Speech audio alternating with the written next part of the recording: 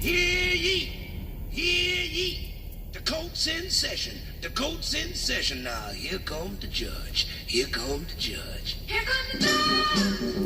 Here comes the judge. Now, y'all know I couldn't play a lot of that because YouTube will cut me off for copyright infringement. So I'm just going to go on and get rid of the track because it was actually a Motown song. So I don't want Berry Gordy or nobody else coming for their money or anything like that. So I just wanted to cut that off. But y'all know me. I don't deal with symbolism, but sometimes I do deal with symbolism. And I'm going to be very upfront. As you know, this is the BlackWatch. I literally had to switch vehicles. Now, I'm not balling out here. I have 2 cars. But I had to switch vehicles because I was sitting on East Washington here in our village in Ann Arbor, right on campus, right across the street from the Rackham building. I was on East Washington because that was a symbol within itself. And when you look at the street, it doesn't say East Washington. It just says E. Washington. So with what I'm doing today, it goes right in line. So I've already given you 2 symbolisms. I've already given you a track from Motown, Here Come the Judge. And then I've admitted that I was sitting on East Washington being my quirky self.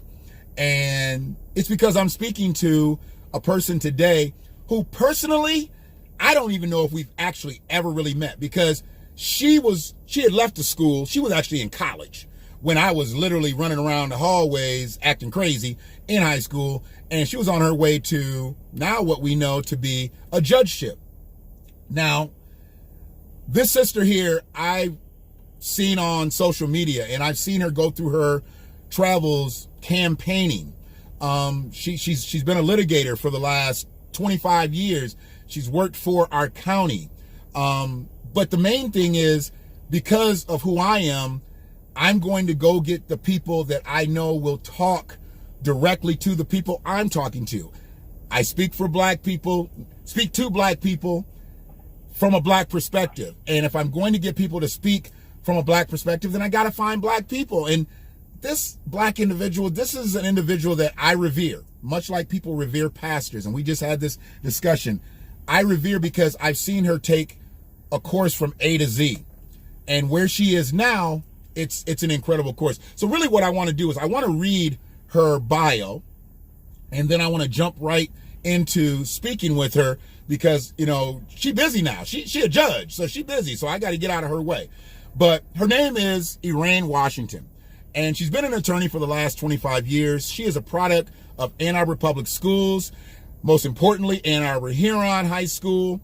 And she graduated in 1985. She earned her bachelor's degree from Michigan State University in 89. And then she earned her law degree from the University of Michigan Law School in 93. So 8 years after high school, she was literally an attorney. That's an accomplishment within itself. That's black girl magic within itself. That's something to be lauded within itself. But she didn't stop there. Erane's professional resume includes being an assistant public defender for the Washtenaw County Public Defender's Office for 7 years, and then being personally selected by former Judge Donald E. Shelton to serve as the judicial attorney. In this capacity, she handled the scheduling, the research, opinion writing, and settlements. Now, after working for the county for 13 years, she set out to start her own law firm. And she's been in private practice for the last 12 years until she decided to make another power move. So you got to understand, she went from high school to college to law school to working in the public defender's office to being an assistant to a circuit court judge. And now she started her own law firm. But that wasn't enough. And for me, some people get satisfied with a career. Working for the public defender's office could have easily been a career. Working for the circuit court could have easily been a career. She could have bounced around and picked up different county jobs, and that could have easily been a career. She could have went off and had a successful law firm for the rest of her life. That could have been a career. But she chose to take that next step, and she put everything on the line to run for judge. And she got elected. And once again, to me, that's black girl magic. There's a lot of things that people say is black girl magic I don't always agree with, but I think this is black girl magic. So putting it on the line to me means that she didn't settle for what she earned. She wanted more. She didn't settle. She wanted more. And now she's gotten to the point where sitting on the bench, looking out at the attorneys versus being the attorney that's looking at the judge, that's the ultimate power move. And we'll talk to her a little bit more about if there's something else after where she's at. But she's actually already on the line. And I want to be the first to say, well, I'm sure I'm not the first to say, but I want to say congratulations, Your Honor. And everybody, this is Erane, Washington. Hey, y'all. How y'all doing? So, first of all, I just want to say thank you for having me.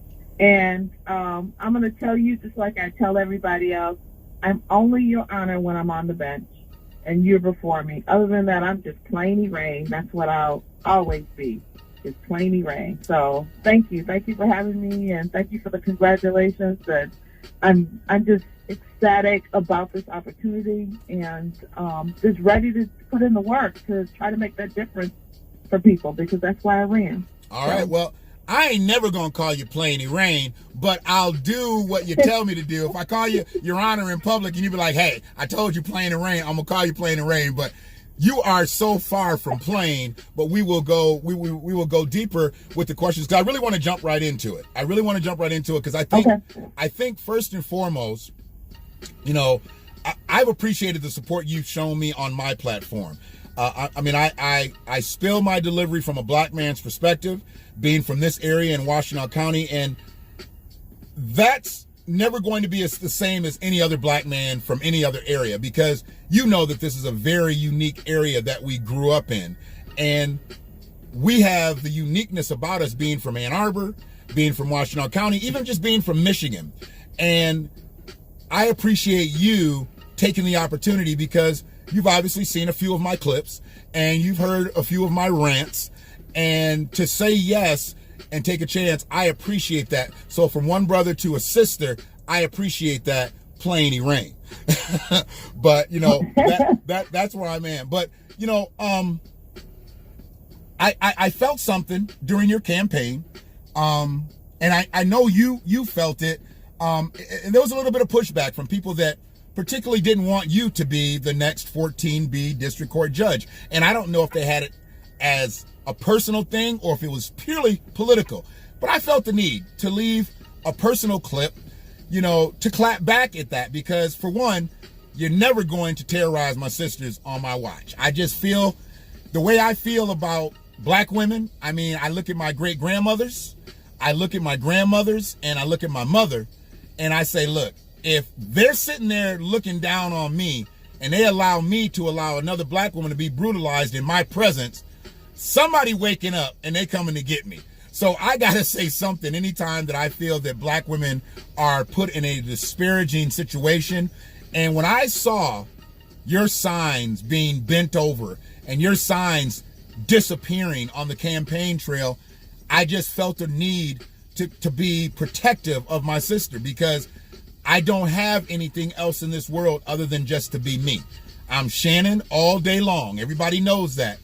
But one thing that I'm not is I'm not going to run away when I see somebody brutalizing my people. And I felt that that was a way to intimidate you, to possibly minimize or compartmentalize what you were doing out there. And you were literally just trying to run a straight campaign by putting your signs in strategic places that other people had their signs.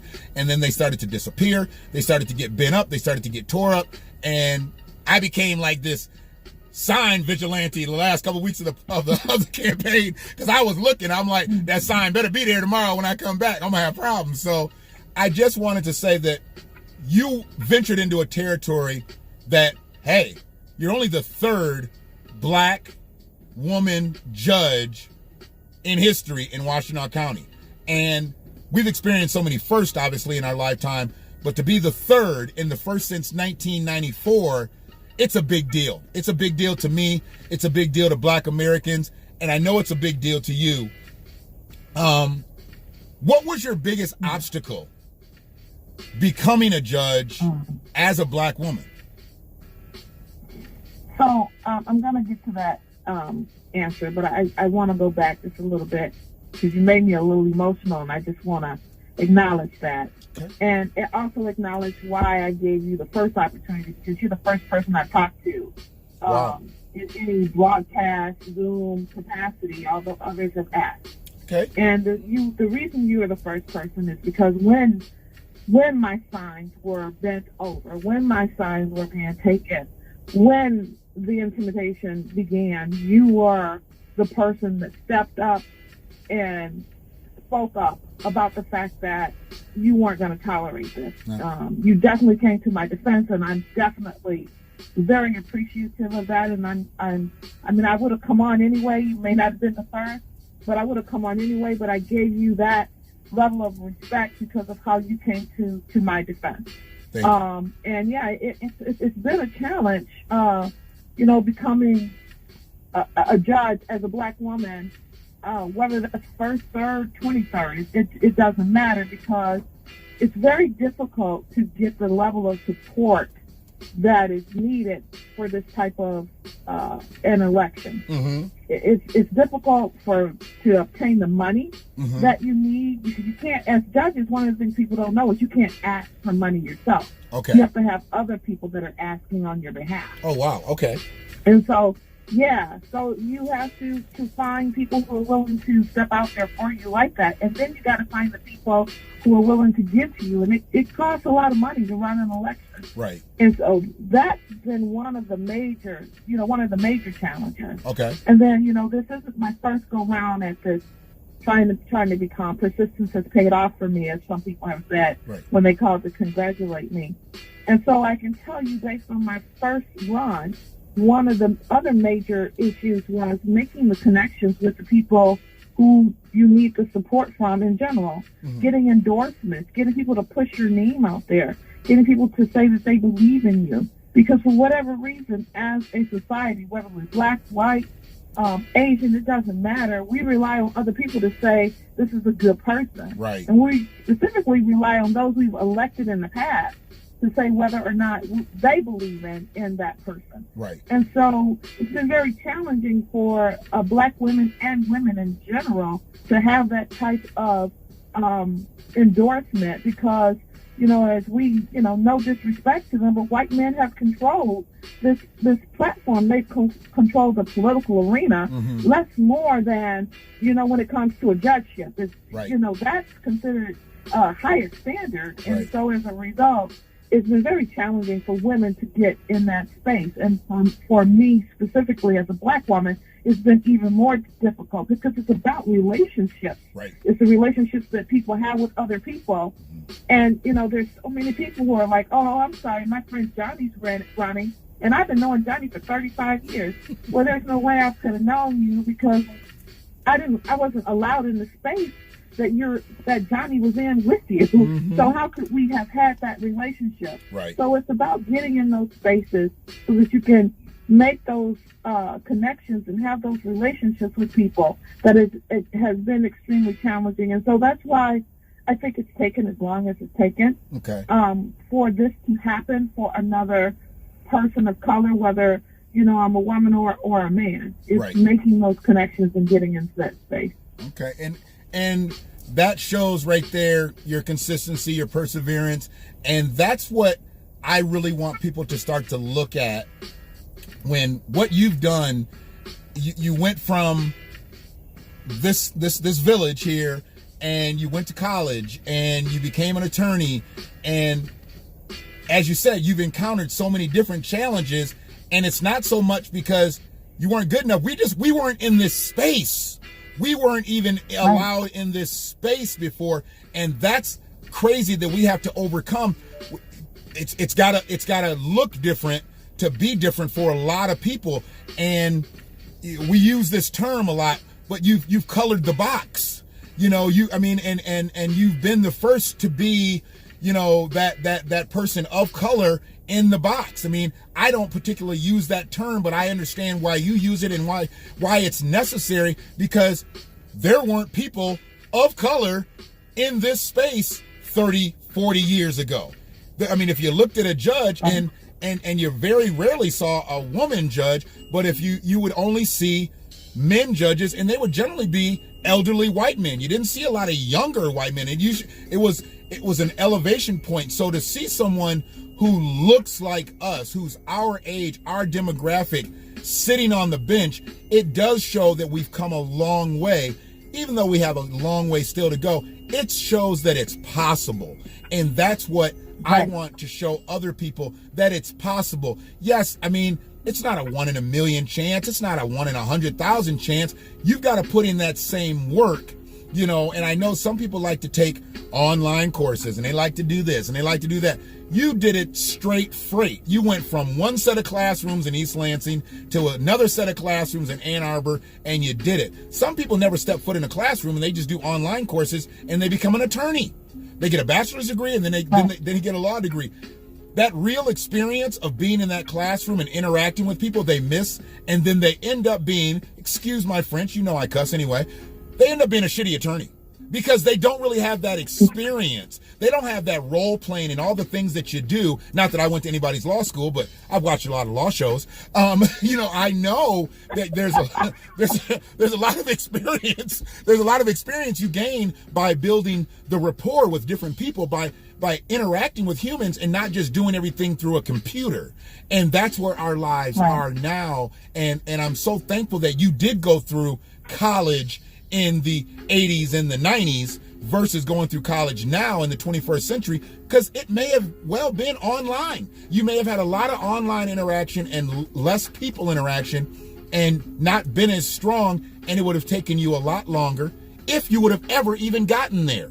Because that's another thing. You don't get there if you don't have those relationships and things like that. So that is an awesome answer. Now, I was little. And I want to add one more thing for you. Sure. Just to correct something that you said. Sure. I did not go because I want to make this real life for everybody. I'm back. I'm back. To see things yes. Yeah. So this I didn't go straight from undergrad to law school. I took a year off. And the reason I took a year off is because I was having a baby. I had a baby. I started law school with a 3-month-old. Okay. And I want to interject that part because sometimes people get discouraged when their life gets, you know, a little bit different than what they thought it was. Okay. You know, I got pregnant, and so now, you know, my life has changed. My options are closed off. That doesn't close off your options. Right. Just keep pursuing what it is that you were doing, and what I did. Right. Because, you know, I clearly had to give some thought to, am I going to go to law school now? Sure. Am I going to complete what I started? Right. And I did. When I graduated from law school, I walked across the stage with my 3-year-old son. His name's Jerome. I walked across the stage with him. Wow. So, you know, I definitely had some challenges and obstacles along the way in my personal life, you know, as well. We can talk about the career aspect of it, but, you know, this is real life. Right, and sometimes our life isn't as clean as we thought it was going to be, sure, so to speak. And that doesn't stop you from setting your goals and reaching those goals. Right. So I just wanted to interject that part. Okay, and I appreciate that. And this definitely isn't to one up what you just said, but you took a year off between your undergrad and law school to have a child. That's what I'm hearing right now. I'm sorry, but Erane, you didn't take a year off. You had a baby. I mean, I don't know anybody that ever said, I took a year off and had a baby. If nothing else, you worked more during that year than you might have worked in the undergrad years and the law school years. You didn't take a year off. You were working in a different place. That's all. It was just a different space. So, but that real life, that right there, that's what I'm talking about. The microwave lifestyle is amongst us. We want things right now because that's the way they've built this society now. And you had the patience to say, look, I did my undergrad. My plans are to go to law school, but Jerome was on the way. And whether you liked it or not, Jerome was coming. So it was like, you know, Jerome was coming. He wasn't going to wait. He was like, I'm going to give you about 9 months, maybe 9.5. I don't know. But I'm going to be here. So, the big thing for me is you saying that you took a year off. It was only you took a year off from the scholastic aspect of your life to become a mother and then go back a year later. Because I know people that have gone to school, got their undergrad, and then years later they go back and they get their postgraduate, whatever it is. but it's years later because of the same things that you encountered. Having a child is the most difficult thing out here. Let's just, put it on the table. It's the most, whether you're married, whether you're single, it doesn't matter. That is a difficult thing. I learned this by the 2 biologicals that I have. Having a child is a major surgery type situation, potentially. You're dealing with, the aftercare, the postpartum, and if you have a baby that is not, say, healthy, you are working harder than you worked in your undergrad and then your postgraduate. So when you say you took a year off, that just, once again, tells me what kind of an individual you are, being totally transparent, not trying to make it sound like, hey, I did this all lickety-split and made it like this. No, I took a year off to have a child, and then I got back at it. That's going to show that one young girl that if she does make that situation happen, if it comes in, and don't let it drive a wedge in between what your goal is. It's a slight stoppage. It's a slight obstacle, but you stay focused, do what you need to do, take care of your business, and then you get back in the paint. That's what you do. And that's Exactly. that's what you did. So awesome. I appreciate you correcting me on that. I generally don't take corrections unless I'm really wrong. I debate, but you had me on that one. I was like, what? I could have sworn she went right to, I didn't know about the year that you took off. So hey, I appreciate you going right there. Now, I got to get to this next question because I was a little offended at first, but then after kind of going back and forth with you and some messaging, you shaved that off of me because I didn't like the fact at first that the retiring judge endorsed your opponent. I didn't think ethically it was something that should be done because it automatically seems like it gives that person the inside track. If you got the guy who's warming up the seat now, basically, he's endorsing it, so he's going to keep it warm for the next guy. I think that puts you in a position of opposition. I know it's your opponent, but it also now, I've not only got to go out here and oppose this gentleman, but now the man who's sitting in the seat, he don't like me. And that's the way I took it. You might have not took it that way, but that's the way I thought. I'm like, why don't he like Erane? She got experience. She's got impeccable credentials. Why he go endorse somebody else? But you calmed me down on that because I did some homework on your opponent. And I know, okay, he did this and he did that and she did this, she did that. I still felt like your credentials just kind of, they were a little bit higher, and it had nothing to do with race. It had nothing to do with anything like that. But I just felt like maybe the retiring judge might have sat out endorsing somebody, especially, I'm sure you've come across that judge at some point in your legal career, and why he didn't just say, you know what, I'm going to stay neutral on this. I'm on my way out the door. Good luck to both the candidates. May the best man or woman win. So how did that affect your campaign strategy? Like with the retiring judge basically saying, hey, this is my guy. He's running against Erane Washington, but this is my guy, kind of on the way out the door. How did that affect the way you campaigned around his endorsement of your opponent? So first of all, I had anticipated that from the very beginning. Oh, wow. Okay. He's the magistrate to Judge Pope. Okay. So what that means, a magistrate is someone that you actually pick. So I get to pick my magistrate. Oh, wow. That's Okay. going to work for me. Okay. So he had worked for Judge Pope for 12 years. So in my mind, he was going to endorse the person that he's been endorsing for the past 12 years, so Sure. to speak. Sure. So I knew that. And so my strategy for that was, and let me say this, Judge Pope is one of the best judges in terms of fairness and the way he treats and respects people in the county. I've said that before. I said that during my campaign. Okay. I just simply said I think he's making a mistake about the choice.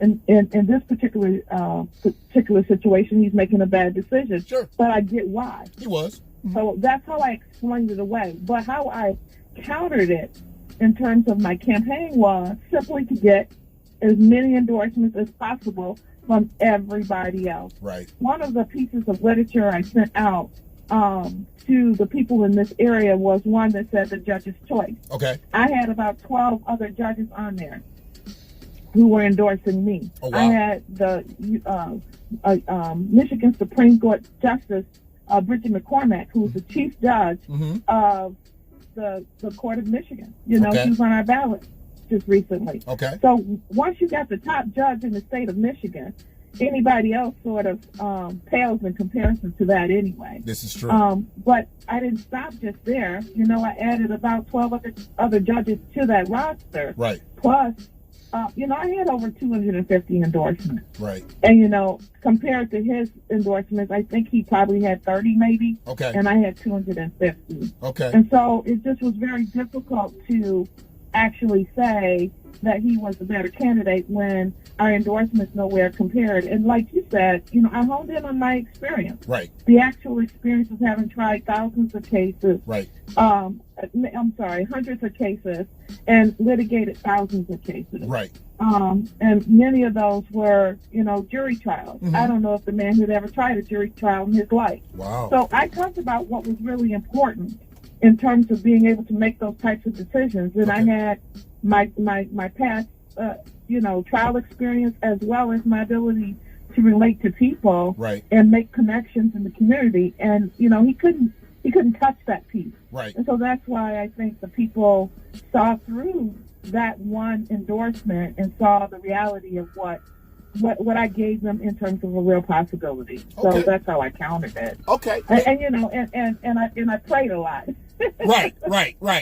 I mean, you to me, that right there, once again, it shows that you didn't settle, because that could have easily been a disabling factor to have the person who's already sitting in the seat go endorse your opponent. And if people could have felt, what do they say, some kind of way about it, and it could have distracted you from your mission, because your mission is to become the judge. Your mission is not just to fight this person you're opposing. Your mission is to become the judge. And people lose focus. They take their eye off the prize, and they get the cat fighting over here with this person, not realizing that you're diminishing who you are in the process, uplifting them, elevating them in the process, because they're not doing any of that. They've already got that endorsement from said retiring judge, and probably felt like that might have been good enough.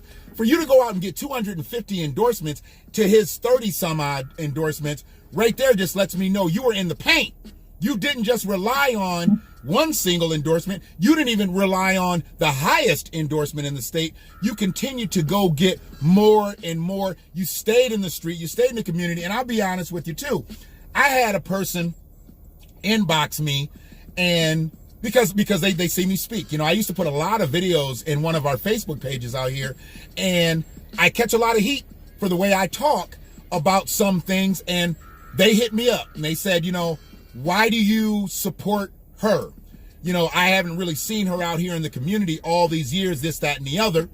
And one thing that I don't do, we might not even be in cahoots. We might not even have a true rapport.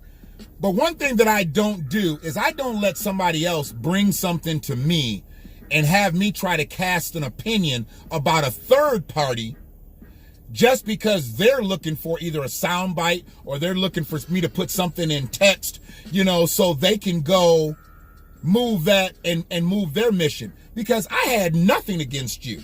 I personally, like I said, I don't even know if we have specifically met in life.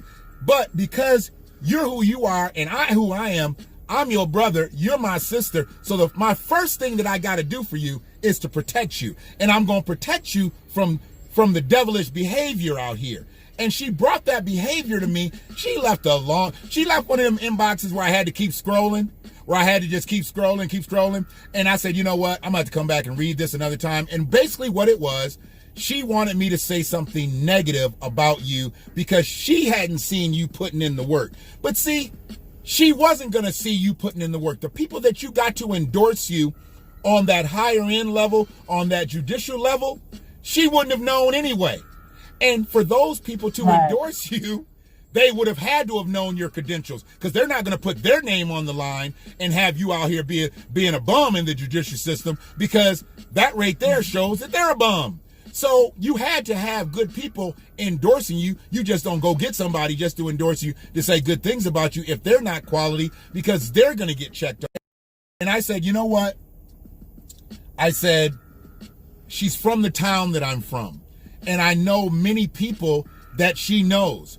Mutually, I mean, I've never heard anything bad about her. I was like, I'm gonna tell you that. I was like, I've literally never heard anything wrong about her. I was like, is she perfect? I don't know. I can't say she's perfect, but I can say this. Nobody is. Nobody's perfect. I can't, because I can't profess that anybody's perfect. If I was going to ever profess somebody's perfect, I would say my grandchildren are perfect. But I know they're not perfect with their little bad butts. They're not even perfect. But when you look at a situation, so she's like, well, I don't see her doing a lot of community stuff and this, that, and the other. And I'm like, look, as a person who worked for the public defender, you know, as a person who worked in the circuit court system, as a person who has been in this community practicing law for all these years, she had to have been active in the community. Maybe she wasn't active in your community.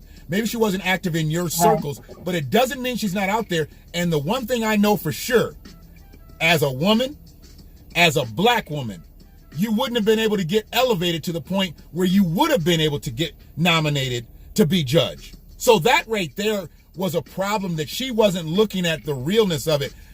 You already know that if they can find a way to cut your legs out from up under you early, before you become competitive, before you become dangerous, they will do that. So you already knew what you had to do. You had to exceed expectations. What were you taught when you were younger? You got to be twice as good. You got to be twice as good. And that's what you did. I'm sorry, you weren't twice as good. You were like 10 times as good. To get 250 plus, you almost had 10 times as many endorsements as he had. I know I'm light about 50, but I'm rounding up.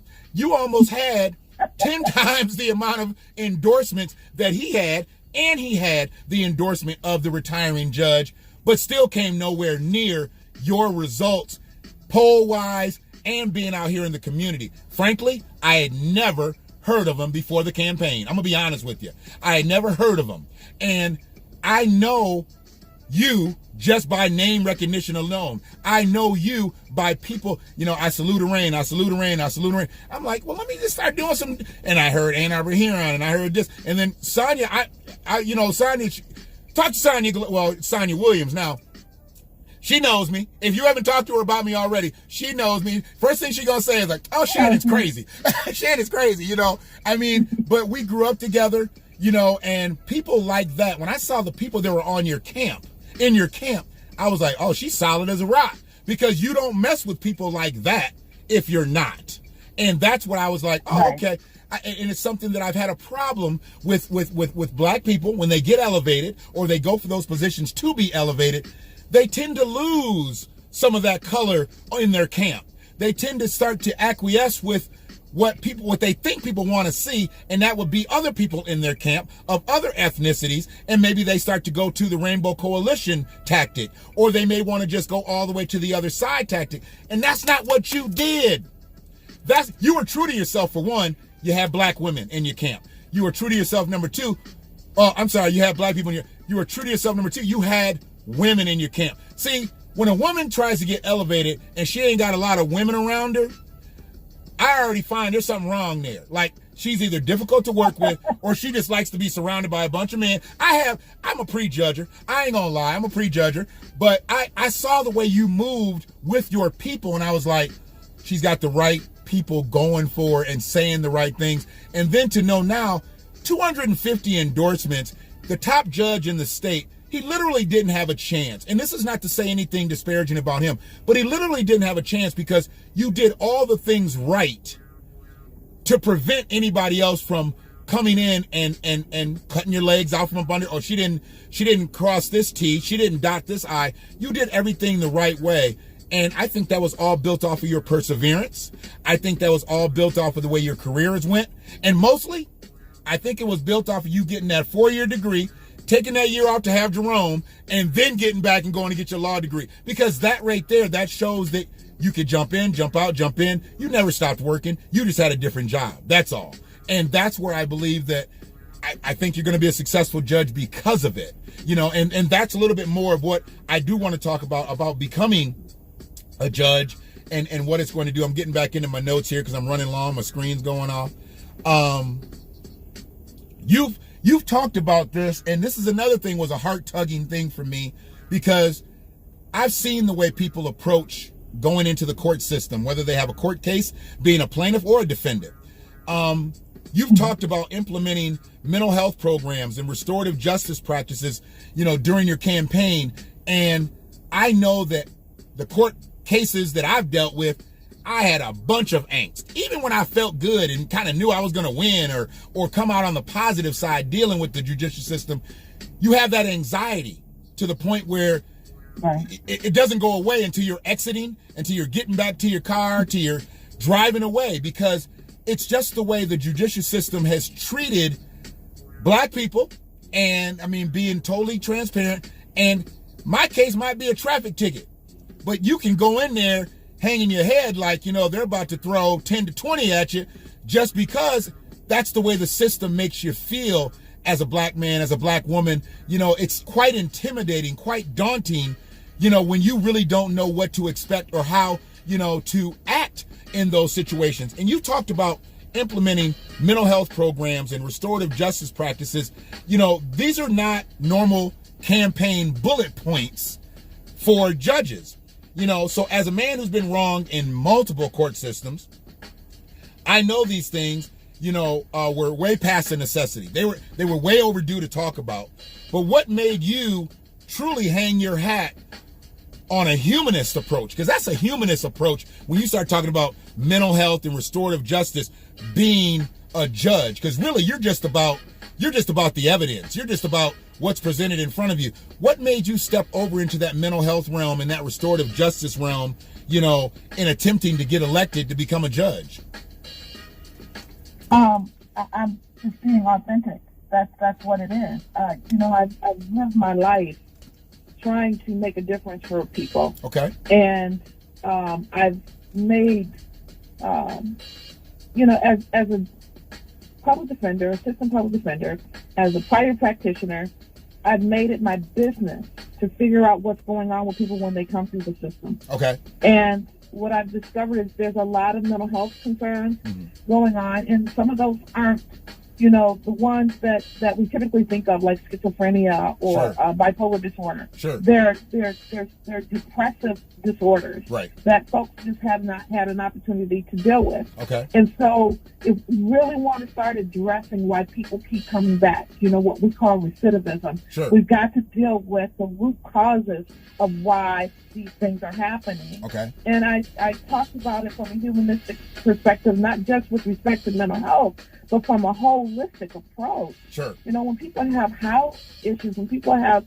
job insecurities, when they have digital divides, meaning they can't get on the computer, they can't do the things that are necessary to even find out whether or not they need to be in court today. Right. We've got to look at our justice system from that perspective in order to make sure that everybody that comes through the system can get the best out of it possible. Okay. We can't have a solution for everyone, but we can have a solution for as many as we possibly can. Right. And that's what I discovered in all these 27 actual years of practice. Sure. 27 years I've been doing this.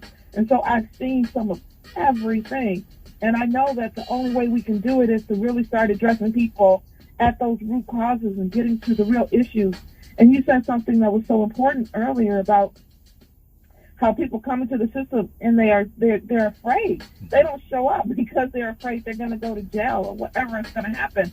And it really boils down to the fact that sometimes they're just afraid that they're not going to get treated fairly. Right. And I want to make sure everybody is treated fairly. Right. And restorative justice is one of those things that gets us to figuring out why you're here.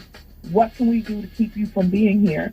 And it allows us to have, and this is one of the things I say, being a judge to me is shaming the actual act, but having compassion for the person. Okay. As long as that person, and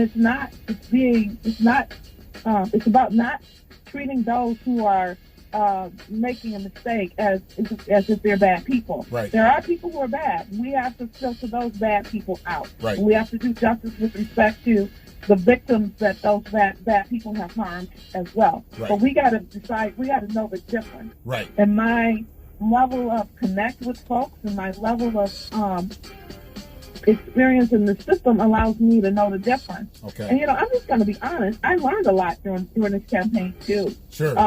we've been having some real conversations about equity and what that looks like to everybody. And it's not a race issue, it's a race and class issue. Sure. What that looks like to people who are poor, to people who are Black, to people who are brown, and figuring out ways in which we can make sure that they are treated as fairly as possible as we go through that system. And that's who I am. That touched my heart. It touched my soul. Right. And so for me, when I talk about those things, it's just being authentic to who I am. And it allows me to be able to do what I want to do to make that difference. Okay.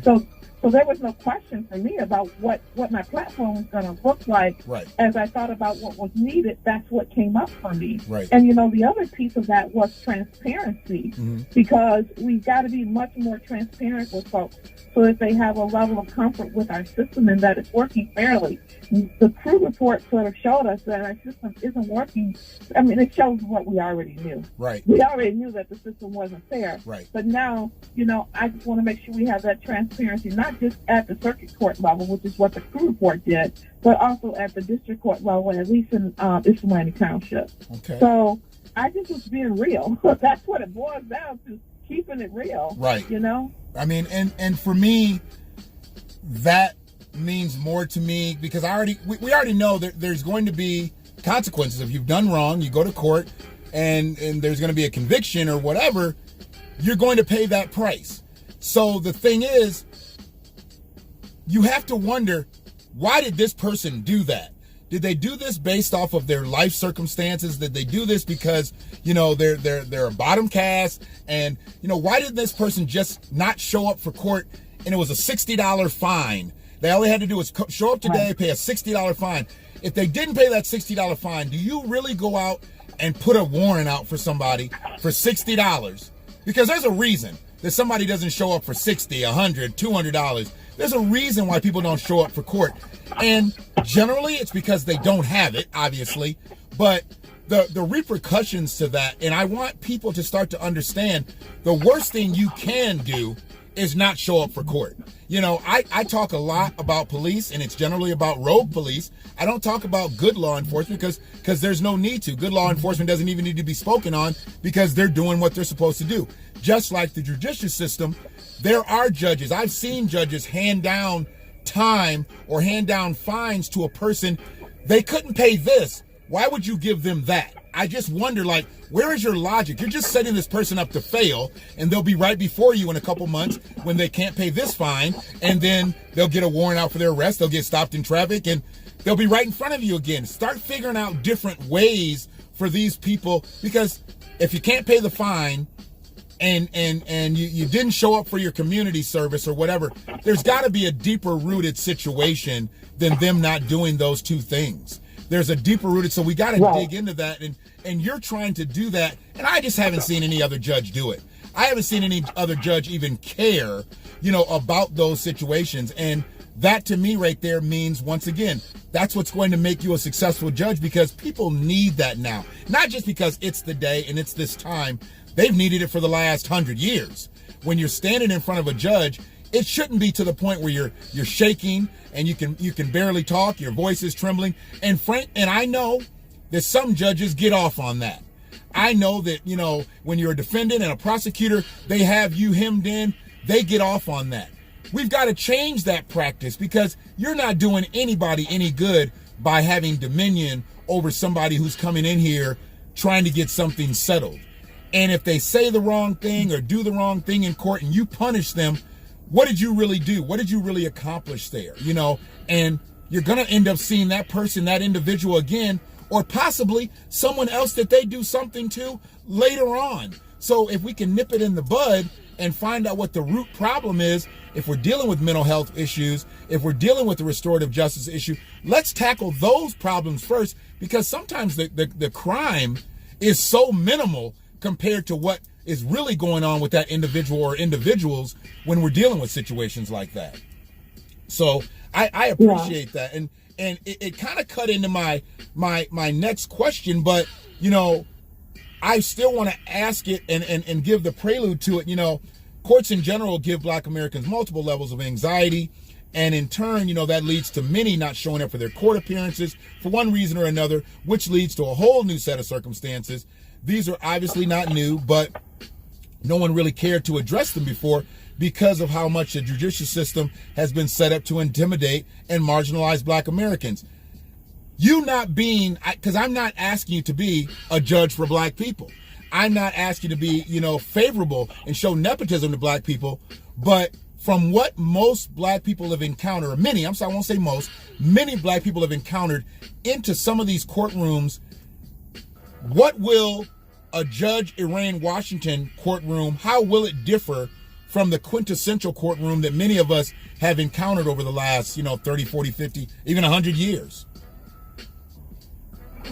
Well, I think one of the things that I was going to say earlier sort of comes into play right now, and that's the fear and the anxiety that one has when they walk into a courtroom is not just the defendant. A lot of the times your attorney may give the impression or the appearance that they got it all together because we've been trained to do that. Mm-hmm. But especially African American attorneys, Black attorneys, when they walk into that space, there's some anxiety that they have walking in because the people that they stand before don't look like them, okay. And they know that the people they're representing are going to be. It's an obstacle. It's an overcoming that they have to actually work around to get the best result possible. Okay. So I think one of the things that helps when you walk into my courtroom is that fear. And it's not my courtroom. You walk into the courtroom that I will be sitting at, that I've been given the privilege and the honor to sit at the bench on. That fear will be de minimis because you see someone who looks like you, who you know is going to listen and hear you. Mm-hmm. And I can say that I look like you to the Black people, but the truth is I'm going to listen and hear everybody who walks through there. It doesn't matter what color, race, religion, amount of money, any of that. Right. But it does help when you see people that look like when you walk into the courtroom. Sure. And so, and I'm not, I want to make sure everybody who walks into that courtroom feels heard, feels respected. And even if they don't like the end result, I want to make sure that they understand why I came to that conclusion and why we're doing what we're doing. Okay. So I'm hoping that it will be a relationship building situation and not I'm talking down to you and just, just having a judgment call in your life. Right. I want to understand what's going on in your life, and the decision I make is in the context of what I think is going to work best for you. Right. And I've been in a couple courtrooms where the judge has been, I just thought it was honorable, and no pun intended, but I thought it was honorable for them to explain not only the charges, but explain when the decision was rendered exactly why they came to that decision. And I don't think enough judges do that. And maybe it's all based on time, that they don't always have the time. But the way I also look at it too, if you don't have the time to talk to this person, you should never have the time to talk to anybody else. And I've seen it happen with certain cases, and then I've seen it not happen to other. And unfortunately, the people that step up with attorneys, they're all lawyered up and they look like they're privileged up. They're the ones that really don't need all that explaining. That's what their attorney's for. When the person that steps up there, either with a public defender or they're stepping up there and they're representing themselves, which a lot of people will be doing in your courtroom because it's a misdemeanor courtroom. Some people will just come in by themselves. I don't want to see a person come in ignorant and then leave out dumb, because there's a difference between ignorance and stupidity. See, ignorance, you don't know because somebody hasn't told you. But then you can go through your whole court case and you can have a decision rendered. Now you're stupid because you don't heard everything and you still don't know. So who's going to tell you? Well, or you got. I'm sorry. Go ahead. You might actually have misinformation. There you go. And we don't want anyone. Man, that's where I was going. I'm like, or you might have some of the information. You might think you got what they said. Now you've been misinformed, miseducated, and that's even worse than not knowing anything at all. Because then you're going to go out and exercise off of misinformation versus really not having any information at all. Courtrooms, if they had been doing this all along, Erane, I'm just saying, I think you'd have less people repeat offending. I think you'd have less people not showing up, not doing different things where it would be adverse to their situation because there's just either misinformation or no information. And that's a problem. And you coming a total 180 from where these other people are. And I had to get that right because I hate when brothers say, I'm going to do a whole 360 here. And I'm like, well, wait a minute. That's bringing us right back where we are. So a 180 is when you do the other way. You know, it's like, and then they argue with you. And I'm like, okay, you know, I'm arguing with somebody who said I'm going to do a whole 360. So I can't argue with you. But anyways, you know what I mean. I'm silly. I'm sorry. That's got to come out every now and then. But yeah, that's right there. That approach will be so accepted by so many. And we're not just talking across color lines, we're talking across economic lines, because like I said, a lot of people aren't going to have an attorney when they walk in. And I know you as a judge can't offer legal advice, and that's really what kind of took me to the next phase of my questioning was like, the one thing that I hate to see, and I help brothers all the time when I'm down dealing with the friend of the court situations. I hate to see brothers walk in.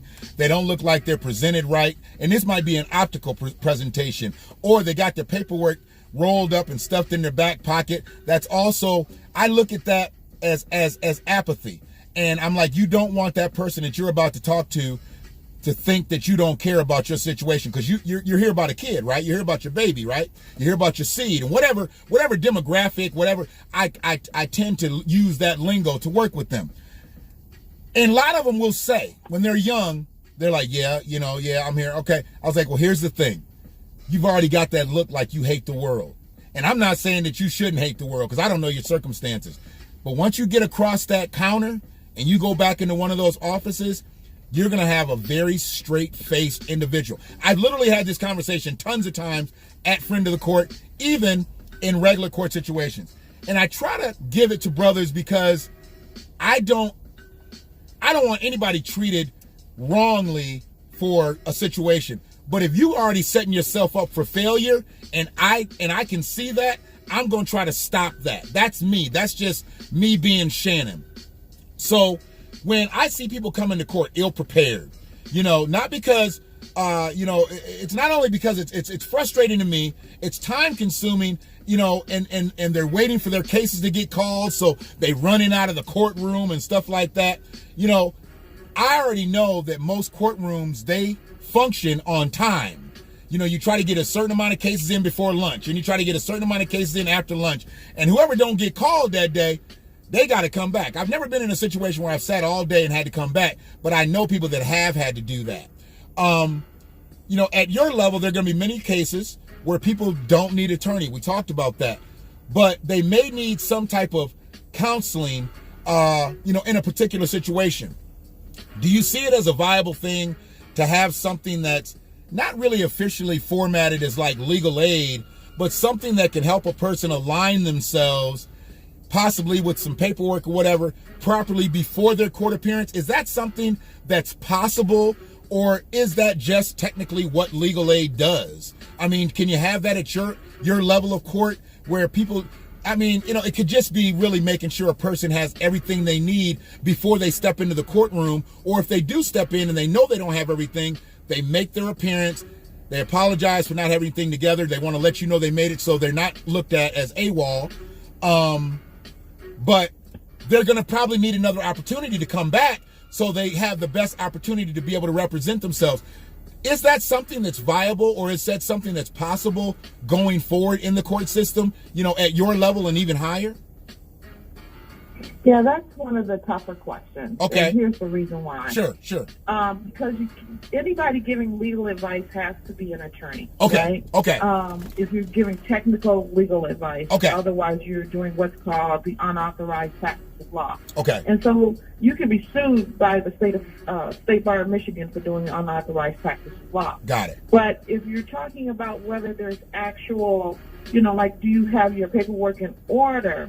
There's a legal resource center, okay, and there's legal aid. Both of those places they can give you the proper paperwork so that you make sure you have all the pieces. They can't give you legal advice about it. Got it. But they can actually make sure you have the proper documents. Okay, and okay. Then there's legal aid when it comes to the actual legal advice, and you have to qualify to be a part of that process. Okay. So one of the things I want to make sure we do, and it's not just in the context of when you step before the judge, but also in the context of when you leave out of that space and you go back to real life, what those resources are that you're going to need. I want to have a resource center right at the front of a kiosk, so to speak, at the front of the court that gives you some direct guidance if an issue comes up in court to where to go, what to do. So it's there for you. Okay. And, you know, the Legal Resource Center is obviously going to be one of those spaces that I'm going to, you know, direct people to. Okay. Now, there are people in the community who also are called community advocates who can help you in other ways as well. And so this is about a collaborative partnership with those in the community who can make a difference for everybody. Okay. As much as possible. So I do plan to utilize Legal Resource Center and other community advocates who can help people who may not have the wherewithal to actually know everything that's needed when they come back. And of course, I want to be one of those judges who is actually very patient and explains what's needed so that when people come back, they know what they need. Right. If they don't have it that day, when they get back in front of me, they have it. Got it. And, you know, here's the other piece. We always speak in terms, we've been speaking here today in terms of, you know, the defendants and the litigants who come before me, but there's the opposite side of that. Right. There are people who are victimized too, right? Sure. You got to make sure those victims also are well taken care of when they come into the court system. Right. They have victim advocates through the prosecutor's office, so they do have someone who helps them to some degree, but judges need to be fair to those folks too. Right. You know, I've been on both sides of the table as in being an attorney who's represented many people who have been accused of victimizing people, and I've also represented people who have been victims. And so it gives me that balance. What I'm bringing to the table is balance to make sure that I hear both sides and being able to make a determination based on what those folks are telling me that hopefully is fair to everybody. Okay. You know, that's what we want, for everybody to walk out feeling as though they got some semblance of justice out of this process. Right. And so, you know, so you can't just look at it in terms of what we're going to provide to the litigants, but also what we're going to provide to the victims when they come through as well. Okay, and that's totally my fault, I guess, because I've been thinking and probably doing this whole clip from the defendant side. I mean, I know I've been a plaintiff, and I've actually been victimized in some situations, but I've never really looked at it wholeheartedly from that side. And absolutely, you know, you've got to protect both sides, because, you know, there's some people that, I mean, frankly, I think they get overlooked as victims, you know, because they're trying to get to the end of the situation, because there's some situations out there that are very, very touchy. And I know judges don't want to be there. They don't want to be in those places.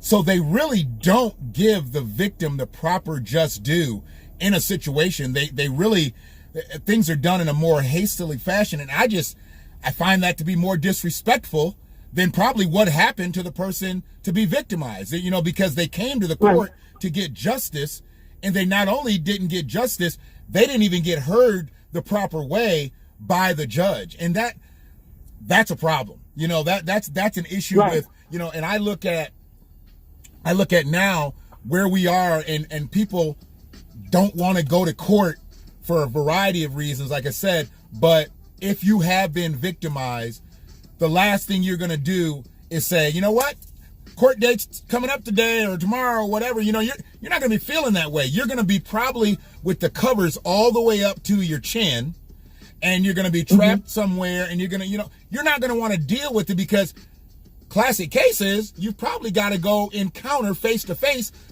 with the person that victimized you. And that right there is as disabling as anything. Probably worse than the actual act, because the actual act caught you off guard, but now you've got to go revisit it mentally, because you have to go see them. And a lot of judges are looking to get things in and out, and they don't even take account to what's happening to that actual victim right there. And then you've got attorneys, you know, whose job is to kind of keep things moving along, this, that, and the other. They don't take the time. Now, if that victim has a good attorney, they're going to make sure, and they're going to prep their client, I'm sure. They're like, look, you're going to have to sit through this thing, but the only way I'm going to be able to drive these points home and get you your justice, I'm going to have to be as descriptive as I can. And one of the movies that I've watched probably over 200 times is A Time to Kill. And the courtroom scene, A Time to Kill, when he went through that whole situation, he just asked everybody to close their eyes. And he went through that whole situation. You didn't see nobody do nothing because everybody was thinking one way. And he got to his whole, at the end of his spiel, and he said, and just imagine she's white. You heard that gasp in the court. You heard the whole air come out of that ball. And then you saw those jurors get to frowning and moving in their seats and things like that. See, that type of reality is lost a lot of times. And I know that was a movie, but I think any movie that's out here now is pretty much based off of some reality situation. And I know that situation has been played out many a times where somebody did something to a man's daughter and the man took vigilante status and he did what he did and he had to stay in trial, whether it worked out that way or not. But you didn't feel it until he said, now imagine if she was white, because he knew what he was up against. He hadn't moved that jury one bit. He hadn't moved them one iota that whole time. And then he said, I know how to get them. I'm going to make this hit home. I'm going to make this sit right in their living room, right in their home, right now. And he took a chance. And like I said, I know it was a movie, but that's the reason I can watch that movie from front to back, hopefully with no commercials. I really can't do the movies with commercials when they need one. That's a movie you need to see with no commercials. But I love the fact that they had the courage to put that movie together, put that situation together and say, you know what? Now, here's your dose of reality. Here's your reality right here. Now imagine if she's white. And that right there, I mean, it won the awards, it won this, it won that, because of that realness of it. And that's where I think you're going to come out as a star judge because of who you are. That makes you what you're going to do. But the way you're going to present things and allow nobody to come in your courtroom and be marginalized. There's already been a situation of marginalization or you wouldn't be having a court case. So your job is to even it out for everybody. The person that did the wrong, they've got to pay for that. The person that was wrong, they've got to get justice. And you've got to make sure that everybody's not going to be kumbaya when they go out the courtroom, but you've got to make sure that both situations get taken care of amicably, and then you can get on to your next case and you're not thinking about that, and it's not biting you, and it's not, because I know a lot of judges, frankly, who drink. And I think a lot of the alcoholism comes from they got a lot of stuff on their conscience because they didn't do the right things by a lot of people. And you know, I grew up, my aunt worked for 15th District, and she was around judges all my life. And Michigan football Saturdays, she might be partying with 3-4 judges. You don't know they judges because they don't have the big robes on and they're not in court. But I heard so many conversations through the years, and I met so many different people through the years. And I know these people are guilt-ridden with a lot of things that I know sometimes if they just had that little bit of plain Erane in them, they might have did different. They might have tried that case differently or looked at the situation differently and not left so many victims feeling victimized and not left so many, you know, culprits or assailants or basically the defendants. They wouldn't have let those people go. I mean, they would have looked at those things and been like, you know what, we need real justice here, and we've got to play this way versus just trying to push it on and get to the next manila folder. So I appreciate you for being that person, you know, and being who you are there. Now, I got to be honest with you. I wanted to ask you those set of questions, but that was really all the preliminary stuff. Now I got some real questions I need to ask you. So I need you to brace yourself for these real questions, Plain Erane. I just need you to brace yourself, and then we can conclude with this dose of the BlackWatch, because and here's the thing too. This is my 50th dose. I've done a couple clips since my 49th dose, but I said I wanted my 50th dose to be monumental. So I didn't even name my last two clips a dose. I just did them as generic clips. and they were general in talking about this election. It looks like it just got over a couple hours ago. Seems like a couple years has been going on, but it just got over a couple hours ago. And Joe Biden has been projected the winner and whatnot. But I was like, I gotta ask her these procedural questions because people are expecting that of me, and they're gonna expect her to answer this. But now I got some tough questions I need to ask you. So I just need like 2 more minutes of your time, and I'm gonna let you go get on with the rest of your Saturday. I'm here. What we got? Bring it on. Good Times or the Jeffersons? I'm definitely Good Times. I'm definitely Good Times.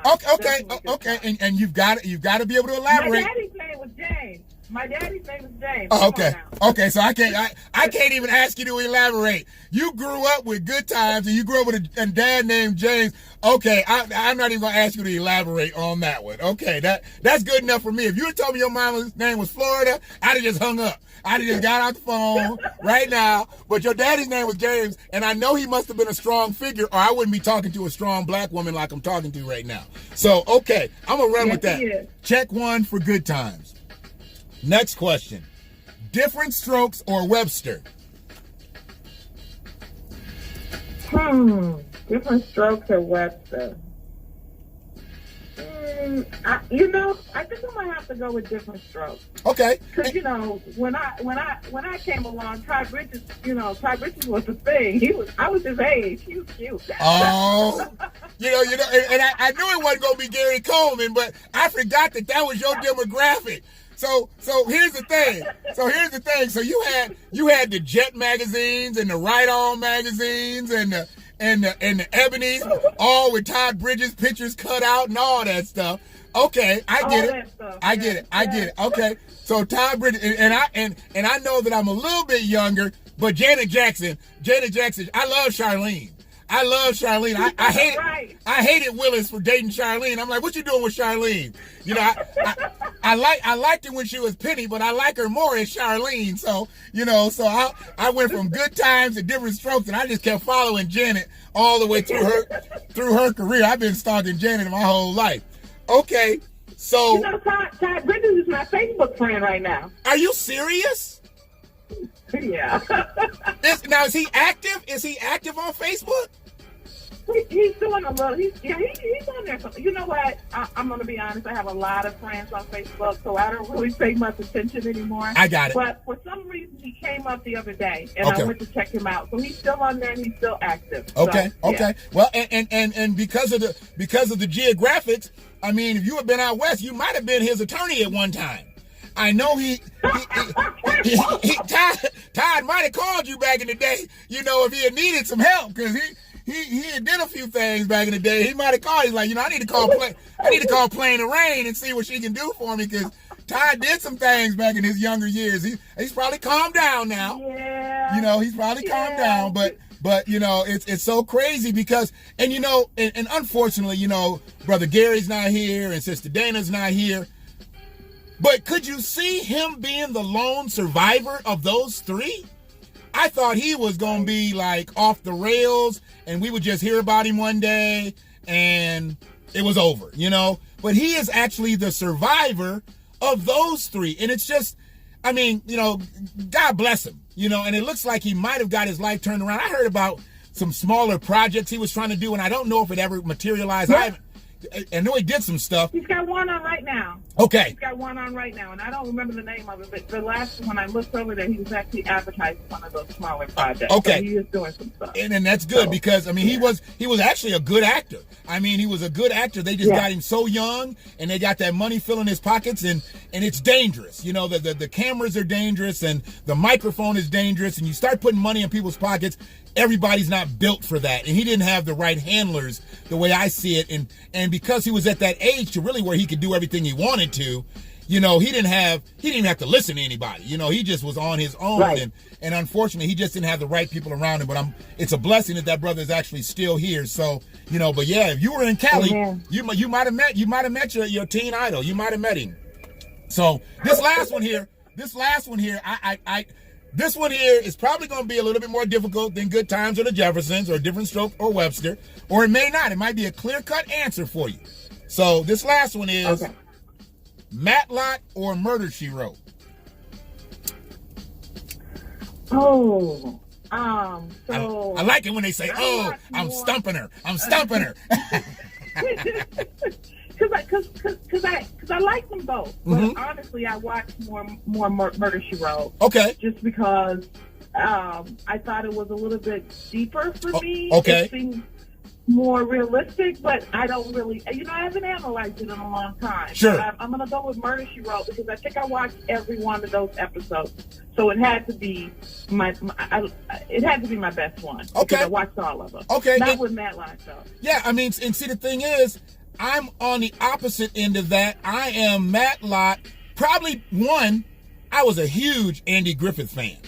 Griffith fan. And I watched Hee Haw and all that stuff back in the day. So I saw a lot of them characters that played on Matlock, played on Andy Griffith, played on Hee Haw, and they played my grandmother, she was country as a collard green. And every Saturday night, we watched Hee Haw every Saturday night. We watched Andy Griffith. We watched all them old black and white shows. And it was so funny. Now, those are my shows. Yeah, I love those shows. And I grew up watching Matlock. My mother watched Murder, She Wrote. She loved Murder, She Wrote was on, well, what we know as Channel 2 back in the day. It was, CBS or whatever back in the day. And she watched that. And there was another show that backed up to Murder, She Wrote. She watched both of them right in a row. And I was so thankful. Was it Moonlighting? Was it Moonlighting? Moonlighting was on ABC. That was Bruce Willis. That was okay. ABC. Murder, She Wrote was a CBS show, and it was the show with the eye. What was the other show? What was the show that backed up to Murder, She Wrote? Whatever it was, you didn't bother her for those 2 hours. You would have got cussed out. You would have got cussed out if you bothered her during those 2 hours. And yeah, even if she did something and she taped it, when you went back and bothered her while she was watching it on tape, she would have cussed you out. So it wasn't even fair. I'm like, Mom, you can pause it. And she's like, I can pause you. She's like, I can pause you. I don't need to pause nothing. I can pause you. So it was just one of those things. So we look at a lot of different situations the same way. I mean, you liked that show. I liked, I liked Matlock because Ben Matlock, he was quirky. He was goofy, and obviously there was some far-fetched ways that Ben solved cases and all that. But my biggest thing was, he always had a brother with him. He had Conrad, and then he had the other cat. The other cat was a legendary black actor, Ken C. Davis, I think is his name. And he spelled his name, it was like Kene. And he was on a lot of 70s shows. You remember him? He had the part on the side. He was a Yeah, he still has. Wait a minute, did he pass recently? I don't know if he passed or not. I need to check that out because he played in a lot of stuff back in the 70s and 80s, and I loved him as an actor because he was the afro, right, with the part. Yes. Yeah. And Conrad was more of a generic guy.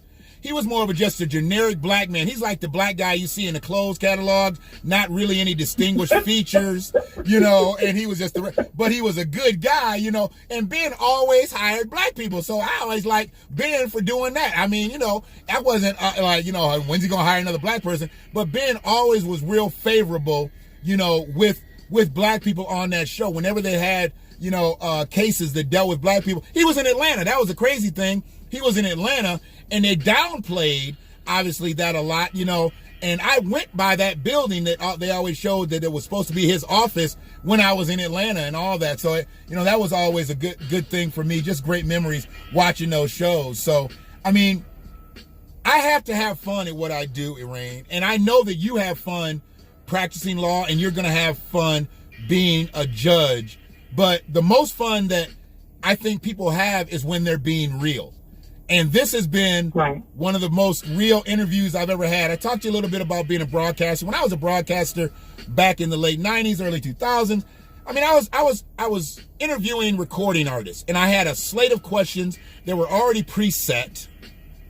They were already, they're already in a, what's going on there? Hold on one second. I'm trying to make sure that I don't run out of time. There we go. I don't know why that went down like that. There we go. I think I'm about to run out of gigs. So I'm going to wrap it up. But Okay. I was always in a position that I loved interviewing the people that I interviewed. But I didn't like the questions because they weren't real questions. They were just generic questions. And they really just changed based Gotcha. on who the person was and what instrument they played. But what we did here was some realness. And that's what the BlackWatch is about. I speak from a black perspective. I want to speak to professional black people. I'll have guests that aren't black, obviously, on the show at some point. But you being my first guest means a lot. It means a lot. Thank you. And I'll cherish this the same way that I would cherish it if I had interviewed Michael Jackson when I was in broadcasting and working in radio, because it's the same type of thing. You're at the highest of the heights that I know. Michael was at the highest of the heights. Prince was at the highest of the heights. You know, those type of people. You're at the highest of the heights of what I know as far as the judicial system, and I want to be on the right side of playing Erane. I don't ever want to have to stand in front of you. I don't ever want to have to come have a case deal with you. I would love to be on this side and be able to do what we've done here. But when is your first date? That's what I meant to ask you. When is your first date on the bench? January 1st. Oh, you start right on New Year's Day. Now, you going to start right on New Year's Day, or will it be like the next day? Well, you don't start. I mean, that's when I technically become the judge. Because Okay. Right now I'm just judge-elect. But I don't actually know when my first day is. I think I still have to work that piece out. Okay. Like the first day I take the bench, I don't know yet. I got you. So when we find that out, I'm sure we'll converse between now and then. I want to make sure that everybody celebrates your first day of sitting down on that bench, and you'll never be playing Erane to me, but I won't call you Your Honor. I won't embarrass you in public when I do meet you and see you out here. But the reverence is there. Just please know that. And I appreciate you. Thank you. I appreciate you, and you get on with the rest of your day. And I look forward to everybody catching the information that you gave out, and we'll have follow-up to it, I'm sure, and people will put comments out there, and I'll let them know that you're just as easy to talk to off air as you are on air. So don't be afraid when you have to go to 14B. Thank you. I appreciate that. Not a problem. And thank you, really. Have a great day. You too. I appreciate you. Thank you. All right. Bye-bye. Bye-bye. So yeah, man, I think I'm about to lose my feed here. Running out of gig space, looks like. But 14B District Court Judge Erane Washington starts right after the new year. And her journey from the beginning to now, there's been a lot of things that have happened in the middle. From, being an Ann Arbor High School student, undergrad at university or Michigan State University, law school graduate, becoming a mother in between those two, and 27 years of law experience. She didn't just get there by saying she wanted to do it. She grinded. She was in the paint. And that's black girl magic to me. And it could be black girl magic to anybody else. It could be black man magic. But we got to do the work. I appreciate anybody that's watched this clip tonight. Subscribe to the channel if you haven't already. If you have, I appreciate you. And we'll see you next time on the BlackWatch. One love.